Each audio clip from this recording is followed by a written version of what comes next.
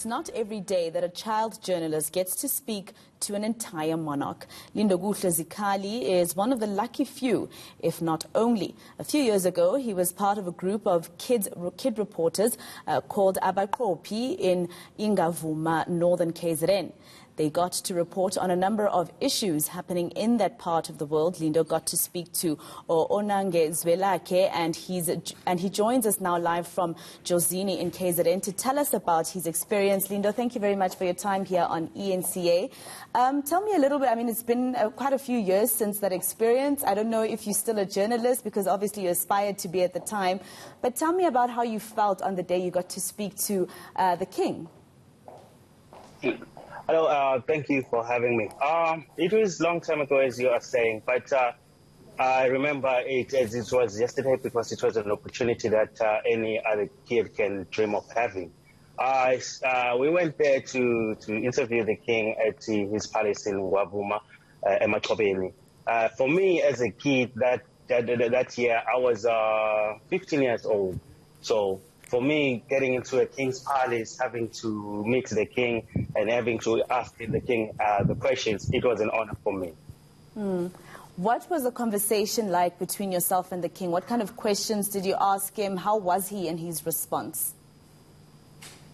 Our questions were mainly about the termination of the reed dance, because those years there were rumors about the termination of the reed dance. So we went there as the kids to ask the king about that, what are his thoughts, and if that was true that time, of which it was not true. And we also asked the king about how is it like to being the king of the Zulu nation. As you know, the Zulu nation is one of the biggest kingdom in South Africa. So we also asked him about the general questions of being a king. And to me, speaking with the king, because we were taught very well before we went there, they told us exactly what we need to say and how to address the king. So I was ready, although I was shaking the whole time and I had my hand all holding the mic, because the interview took about 45 to an hour.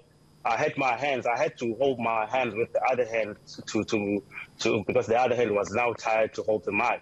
But the questions and the conversation was very genuine, and I can say that the king was a person who really loved kids. So I really felt his presence when I was there. And he really also talked to me like he was talking to an elder, addressing me, asking me if I know how to speak to the king, telling me all the crucial things I need not to forget when I'm starting the interview. So it was just an experience getting to talk to the king, and also knowing how to behave as a kids journalist when you're speaking to such a person like the king. What do you remember his answer when you asked him how he feels to be the king of the AmaZulu nation, one of the biggest in the continent? Do you remember what Pendula was The very first question was, of course, I remember. Yeah, I remember the question was, Kunjani uphatha and he laughed. I was like, hey, you're asking me such a difficult question, but to me, it's normality, like it comes naturally. I love my people. I love everyone around under the Zulu kingdom. So it just comes naturally.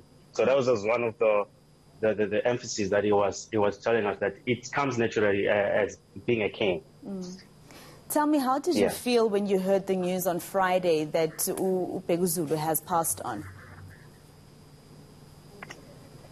My heart broke. I want to lie.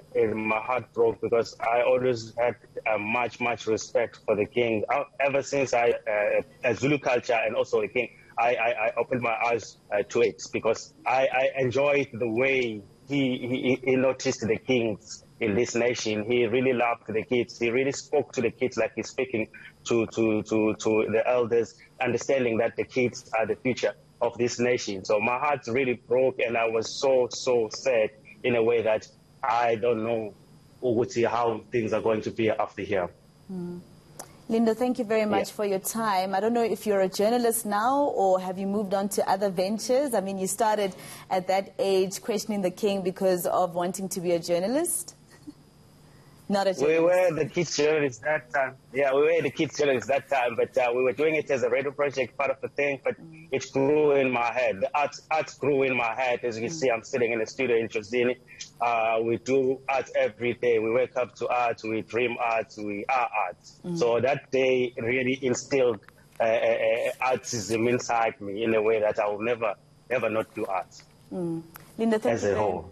Lindo, thank you very much for your time here on ENCA. Of course, that is Lindo telling us about his experience of interviewing the king, the AmaZulu King Goodwill Zwelithini, many years back as a kid.